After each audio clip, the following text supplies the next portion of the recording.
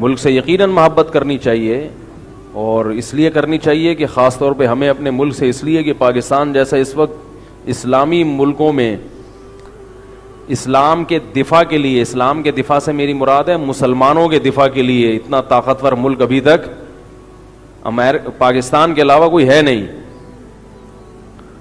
अगर पाकिस्तान अल्लाह ना करे रास्ते से हट गया तो आगे फिर इस्लाम दुश्मन क़ुव्वतों के लिए रियासतों को हड़प करना कोई मुश्किल काम नहीं है।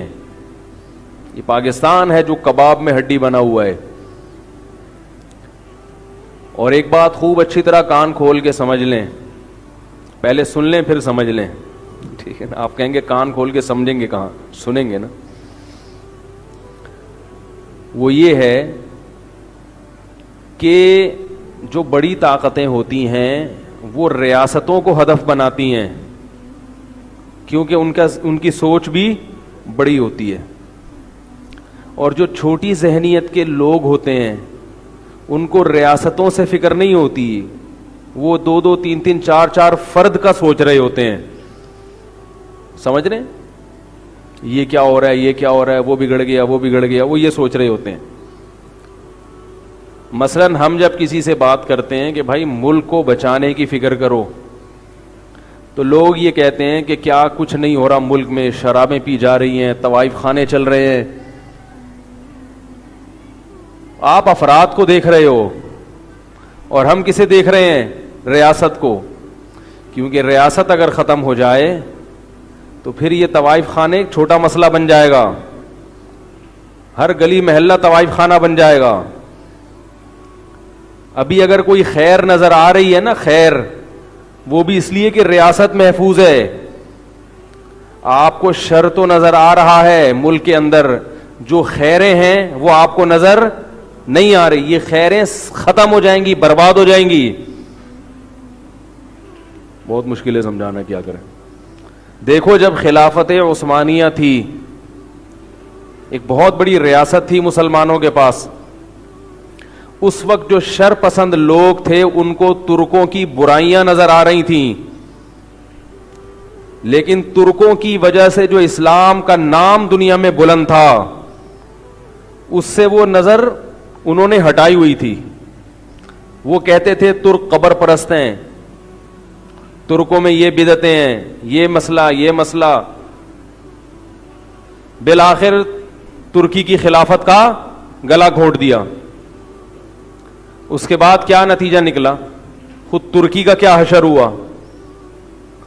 कब्र परस्त थे मगर तौहीद के लिए बयान करने वाले भी मौजूद थे, लेकिन फिर जो तुर्की का तबाह हुआ है वो कब्र परस्ती और तौहीद उनका मसला ही नहीं रही। मजहब को उन्होंने अपने आइन और कानून से निकाल के बाहर रख दिया। और फिर दुनिया में जो गैर मुस्लिम कुव्वतें, जो इस्लाम दुश्मन कुव्वतें इस मुसलमानों पर जो शेर हो गई, उनके रास्ते में रुकावट बनने वाला कोई भी, बोलो भाई, नहीं रहा। बोस्निया का मसला खड़ा हुआ है खिलाफत उस्मानिया के खात्मे के बाद।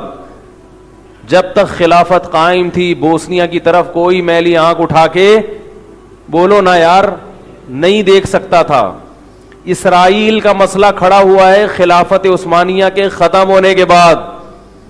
जब तक खिलाफत उस्मानिया थी, फिलिस्तीन मुकम्मल किसके हाथ में था? मुसलमानों के हाथ में था। कोई यहूदी आंख उठा के भी नहीं देख सकता था। लेकिन तुर्कों की बुराइयां कर करके कि ये यूं होते हैं, ये बिदती हैं, ये फलाना है, ये ढमकाना है, और तौहीद के नाम पे बगावत हुई, और नतीजा क्या निकला कि जहां तौहीद है वो भी अमेरिका की तरफ से ग्रेवी में मिली हुई है। यानी मुसलमानों का जो सबसे बड़ा मरकज है वो अमेरिका का सबसे बड़ा गुलाम है। इस्लाम सर उठा के जीने का हुक्म देता है। ऐसी पॉलिसियां जिससे हमारा सर झुक जाए, ये पॉलिसियां हमें तबाह कर देती हैं। इसीलिए उलमा ये कहते हैं कि अब जो भी है, जैसा भी है मुल्क, अगर आपने इसकी खामियां देख देख के इसको तबाह करने की कोशिश की तो इससे भी, बोलो भाई, जाओगे, बिल्कुल ही तहस नहस हो जाओगे। तो इसी में रहते हुए जो हो सकता है इस मुल्क के लिए, कोशिश करो, इसकी इस्लाह की कोशिश करें।